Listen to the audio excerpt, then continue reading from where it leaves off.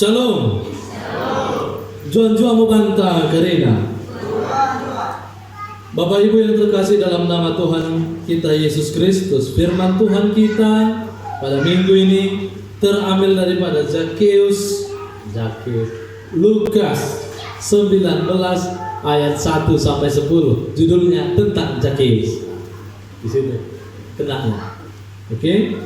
Sudah ketemu? Lukas 19 ayat 1 sampai dengan 10.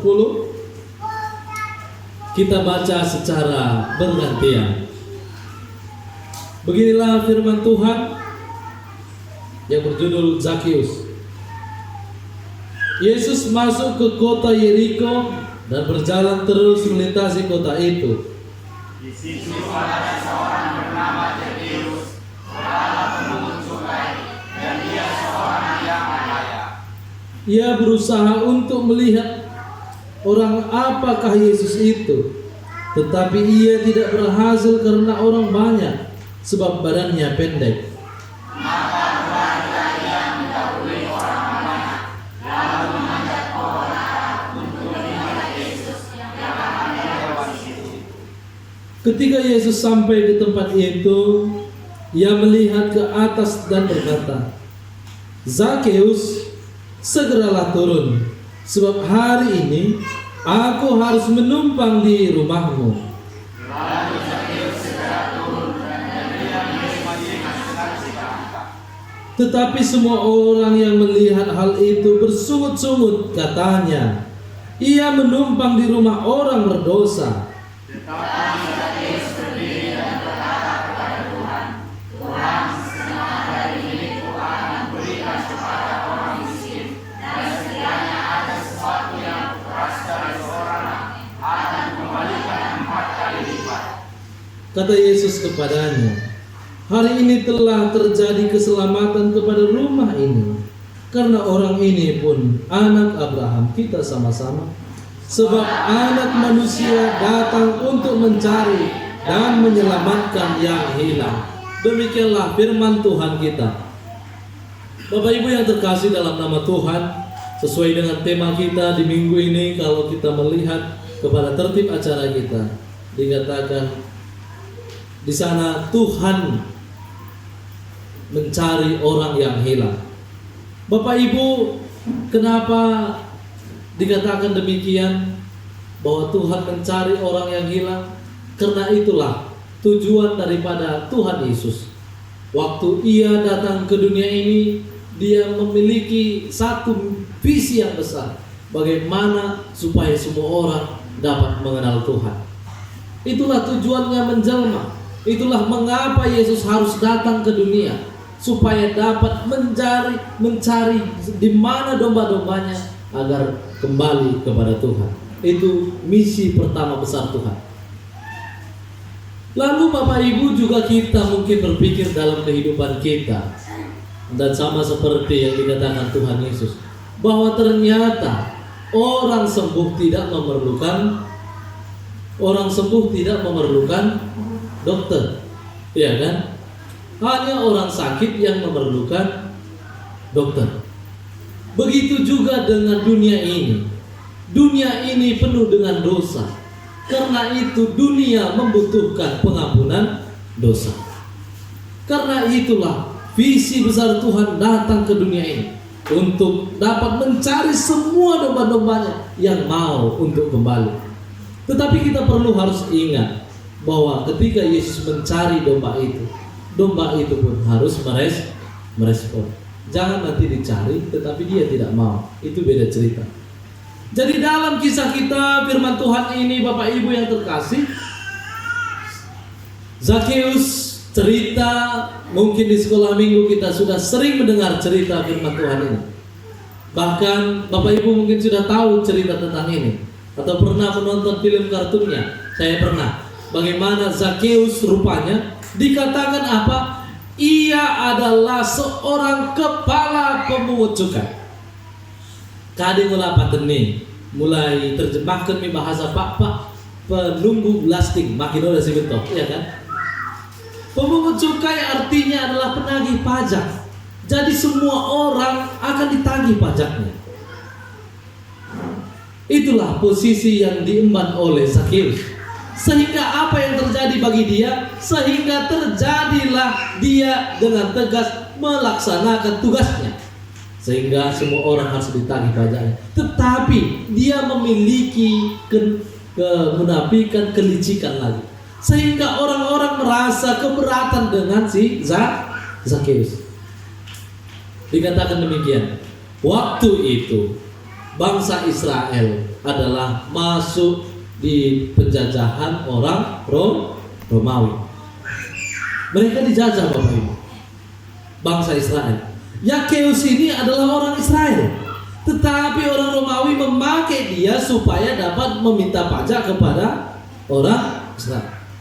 Bagaimana keadaan orang yang dijajah? Dengan kata lain, pasti kehidupan pada saat itu adalah di antara miskin standar. Kalau udah standar itu udah hebat, karena mereka dalam penjajahan. Di zaman Tuhan Yesus, mereka ada bangsa Romawi di sana.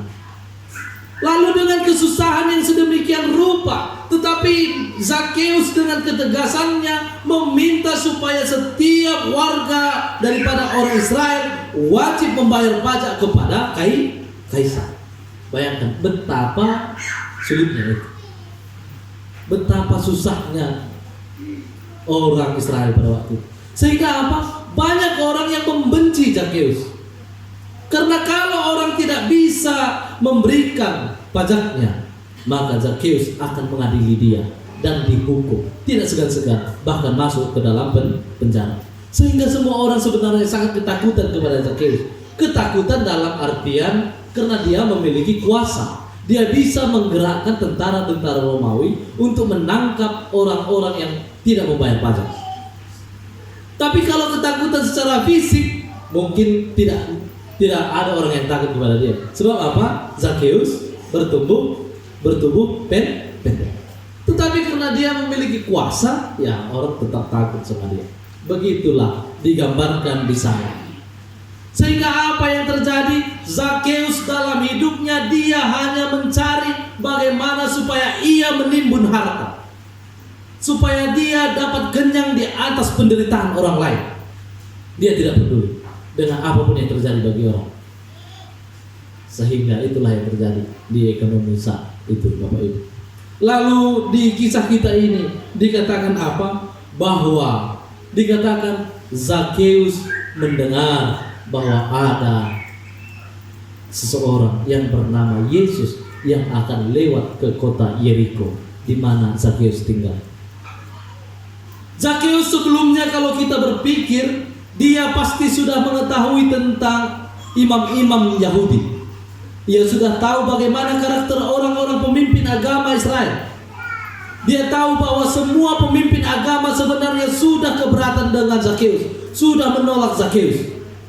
Tetapi apa boleh daya, Zakheus tahu itu, sehingga dia tidak ingin berjumpa dengan orang-orang imam itu. Tetapi ada hal yang berbeda ketika Zakheus mendengar tentang Yesus. Diketahui oleh Zakheus bahwa Yesus itu ternyata berbeda dengan imam-imam agama yang lain. Yesus menerima semua orang. Itulah mengapa Zakheus ketika mendengar Yesus lewat, ia begitu sangat bersemangat untuk menjumpai Yesus. Jadi karena apa? Karena dia tidak memiliki patron, contoh daripada imam-imam Yahudi pada waktu itu tentang bagaimana kebaikan. Karena Zakheus itu pemungut cukai, semua orang menjauh kepada dia. Tetapi dia tahu bahwa ada satu orang pribadi, yaitu Yesus. Tapi dia tidak pernah berjumpa sebelumnya dengan Yesus. Karena itu ketika Yesus dikabarkan lewat di kota dia, ia sangat bersemangat. Tapi apa daya? Apa daya? Ternyata tubuhnya begitu pendek. Yesus menjadi viral ketika ia lewat, sehingga banyak orang yang mengelilingi Yesus. Bukan hanya Zakheus saja yang merasa merasa bagaimana ya berjumpa dengan Yesus, penasaran berjumpa dengan Yesus. Tetapi semua orang ternyata yang ada di daerah itu sangat ingin sekali berjumpa dengan Yesus. Sehingga Zakheus tidak dapat melihat Yesus. Apa yang dilakukan? Sehingga ia memiliki cara, memang jelma jopoen akal nanggendang, iya kan? Sehingga dia memiliki ide untuk naik ke pohon ara. Nanti pasti Yesus lewat sini karena dia mau ke Yeriko. Apa yang terjadi? Ternyata betul sekali, ia dapat melihat Yesus. Dia penasaran tentang Yesus. Karena apa? Berita tentang Yesus sudah didengarnya. Lalu akhirnya apa yang terjadi Bapak Ibu? Dikatakan Yesus kepada Zakheus. Yesus langsung tahu itu Zakheus. Kenapa Yesus langsung tahu itu Zakheus? Kenapa? Kenapa Yesus langsung tahu yang manjat itu adalah Zakheus? Kenapa? Apakah Yesus dengan Zakheus sudah berjumpa sebelumnya? Tidak, kalau sudah berjumpa, Zakheus tidak mungkin manjat lagi. Oh, itu Yesus. Tapi Yesus bisa tahu karena Yesus adalah Tuhan. Zakheus, turunlah, sebab hari ini aku akan menumpang ke rumahmu. Wah, itu merupakan satu kehormatan yang sangat besar bagi Zakheus. Yaitu ketika itu dikatakan apa? Zakheus begitu sangat senang. Tetapi waktu Zakheus berjumpa dengan Yesus, tetapi ada saja orang yang tidak senang dengan perjumpaan Yesus dengan Zakheus. Dia katakan ayat 7 apa dikatakan? Tetapi semua orang yang melihat hal itu bersungut-sungut, katanya, ia menumpang di rumah orang berdosa. Bayangkan. Ternyata Bapak Ibu, ketika kita ingin bertobat, banyak juga orang yang tidak kita ingin bertobat. Hati-hatilah memilih siapa teman. Hati-hatilah. Kita di gereja, bobo. Mungkin ada gitu kan. Eta persodi pesan serba sintuai mo ukumisi. Kami ruasi tu bisa ponami pe kami. Ya kan? Lihat lagi. Ngapain lakukan ini? Ngapain nyumbang gereja? Ngapain lakukan itu? Ternyata ada orang yang keberatan. Lo galak leja, tapi lo galak komentari.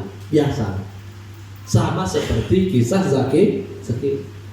Orang bukan senang dia bertobat, orang lebih senang dia tidak bertobat. Bayangkan.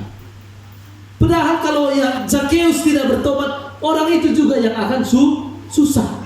Dia akan tetap tegas dan meminta pajak melebihi yang dibilang kaisar.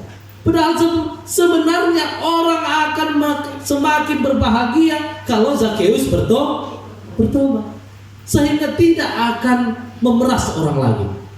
Tetapi lihatlah, bagi mau kerusakan jelma di bagian darah.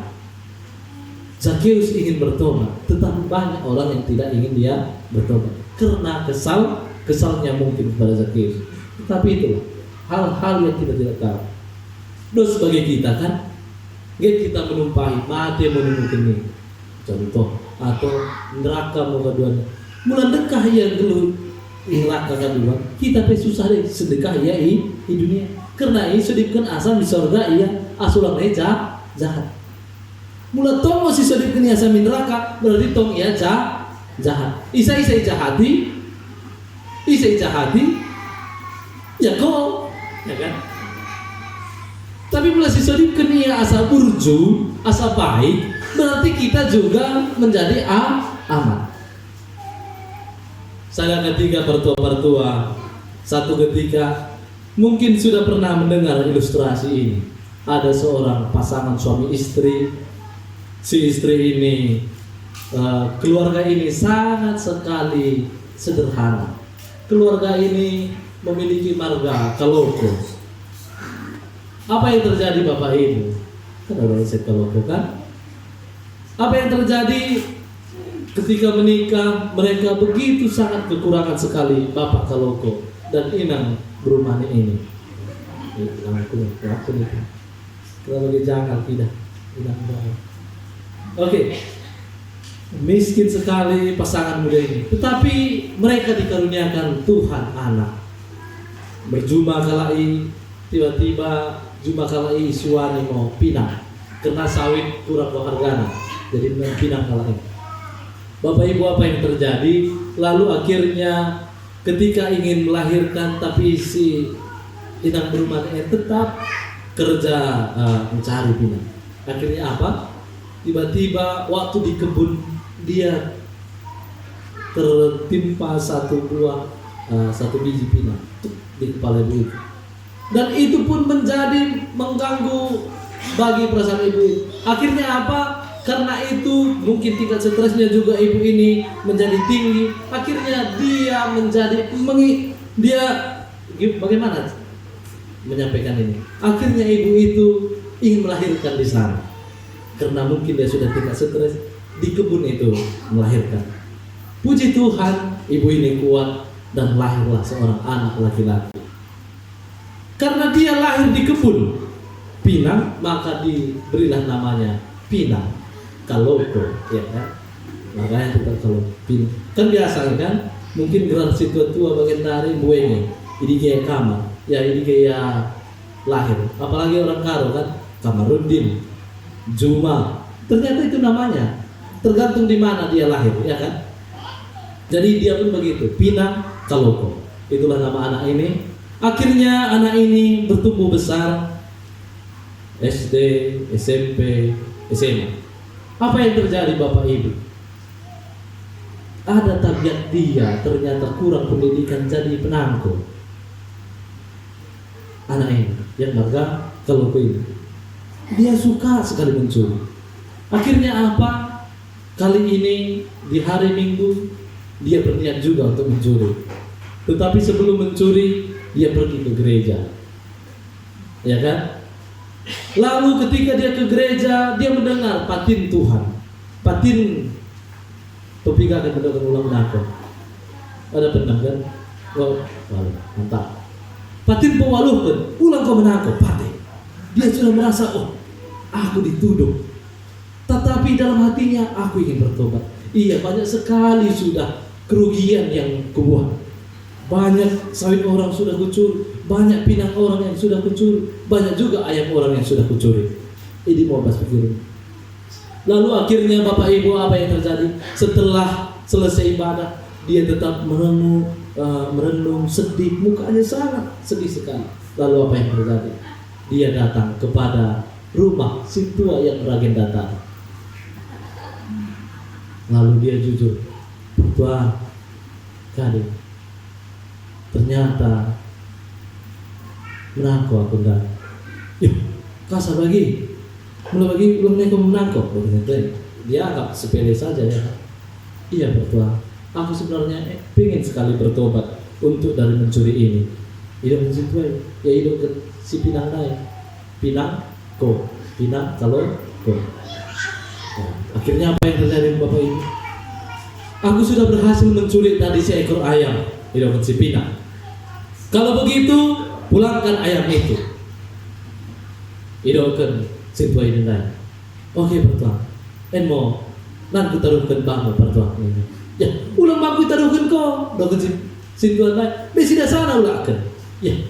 Lalu aku kusuk-kusuk udah kayak bertua doken si Pinangan naik. Hade, mula orang mau besi dah sana nih manui, mikir kebaik. Tapi mula orang dan besi dah sana nih, baru mau. Mbah mau mula misapomo. Nih, doken si tua naik. Bagi no? Oke, baru isalam. Isalam si Pinang, marga Kaloko. Pinang ko. Isalam. Akhirnya ngomong ke isalam, locak mau si Pinang yang naik misapomo. Semangat karena apa? Ternyata dia yang awalnya mencuri sekarang sudah diikhlaskan oleh si tua. Akhirnya apa? Ketika si tua itu pulang ke kandangnya, dilihatnya kurang ayamnya. Ternyata yang dicuri itu tadi adalah satu dari ayam si tua. Tapi si Pinang ini sudah jujur kok. Pertua, nama ku ulakkan ayamen, contoh. Tenan mau kita taruhkan manu ini. Lalu si tua nami dengan kade, ulang bangku taruhkan nina. Ya, kusok-kusok ku pertua. Mula orang nengok besi dasar manu ini, mikir ku baik nina. Lalu jawab si tua, pakani mau mendek. Akhirnya dia merasa lega sekali. Si Pinang ini tadi memang otaknya sangat hebat. Karena tubuh berumani. Memang hebat-hebat tubuh berumani. Tapi udah melangkona. Ya kan? Jadi begitulah. Akhirnya si tua ini pun tidak merasa keberatan. Kenapa? Karena dia tahu senyum-senyum. Beli pembalang menurut sadar. Tetapi ia sudah mulai jujur. Baku ni mau atisin kue dalam keruasi. Buru juga mau atisin kue dalam keruasi. Hanya saja mungkin dia kalau tong latih. Tapi udah situasi tong buru. Begitulah Bapak Ibu yang terjadi. Jadi apa artinya maknanya di sini? Kita wajib ikut senang ketika orang lain ikut bertobat. Kita wajib mendorong supaya setiap orang mengenal Tuhannya dengan baik. Itu wajib bagi kita. Yesus mengatakan apa? Dia datang ke dunia ini untuk mencari orang, supaya orang itu mencari Allah kembali. Mula hidup dunia maksudnya, carilah Tuhan maka kamu akan hidup. Ketika kita tidak mencari Tuhan lagi, kita pasti mati. Bukan mati secara daging, tetapi secara rohani kita sudah pasti mati. Karena itu kita membutuhkan Tuhan supaya kita hidup. Kita menginginkan orang supaya mengenal Tuhan. Bayangkan Bapak Ibu yang terkasih, kita satu gereja ini. Kalau kita satu gereja ini ada semuanya orang-orang yang bertobat, saling ngasih. Coba bayangkan gereja apa ini? Coba bayangkan. Kalau kita satu gereja ini, sadakata, sada orjo, bagi karina, sadakata, sada bersitong kelen, bagi dita irebe, bagi sukat irebe, bersada bagi dita ikupul dan segala macam. Bayangkan apa yang terjadi bagi kita di sini. Kuakap, kadenola pe program, kadenola pe masalah, bulang dosis ada gitu, pasti enak sekali. Tapi kesamonan lo telus setuju dua jengkal-jengkal yang sana payak nen. Tonglot dori masih susahin kadinola be tonglot si susahin. Jadi asa mungkin kita semua berpacu asa makin mending. Terlebih mau melahirkan pasangan-pasangan pengendang isen. Aku kena percaya bangsa isen, jadi udah pelabana karena yang begini. Nanti telepon pe. Mari dukunglah pelayanan partai bang atau partai bagus. Dukunglah itu. Melalui apa? Melalui karena kan ya dosngo porsi kesamonahan partua ibale partua ibagas inola udah mendukung emosi susahin. Bagi kata ulang pelan. Jadi maju mari harus saling dukung. Atau luas bagi mak kita isen. Mulalot percayakan ruang kuliah sen menaikkan sadar-sadar. Mari dukung itu. Biar itu cara dia melayani Tuhan. Dan kita semua saling dukung-mendukung. Inilah Bapak Ibu bagi kita pada minggu hari ini, agar kita mengetahui bahwa ternyata dalam kehidupan ini Tuhan sangat mengasihi kita. Ia mau mencari kita. Ia menginginkan kita kembali kepadanya. Oh, baliklah pada Yesus. Sini Tuhan Deni. Mungkin itu. Oh, baliklah pada Allah. Jangan lambat, hai sobatku. Oke, jadi pertua-pertua, semoga Jamita memainkan kita teringat kembali kepada Tuhan. Bagi malam minggu ini bisa berpertuanta, bersulitan. Kadang kedua kami sih. Si yang repot adalah orang tidak tahu dia sedang hilang. Itu yang susah.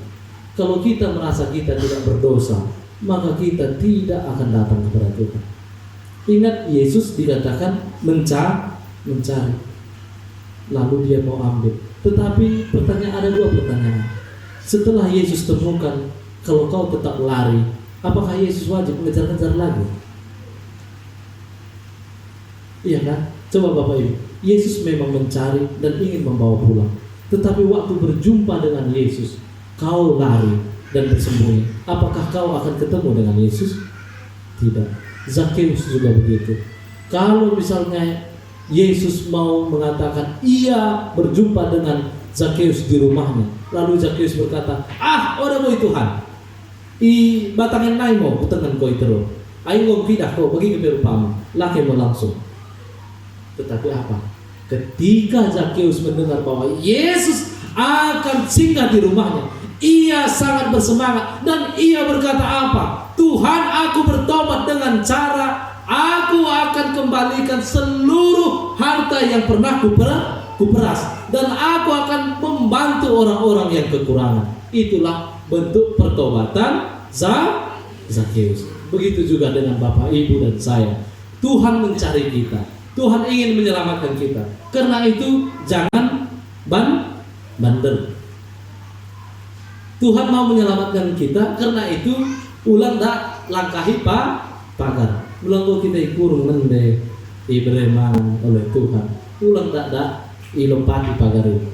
Asa ulang kita lari. Jadi inilah pagar kita, pagar kepercayaan kita. Jangan melompat-lompat kemanapun.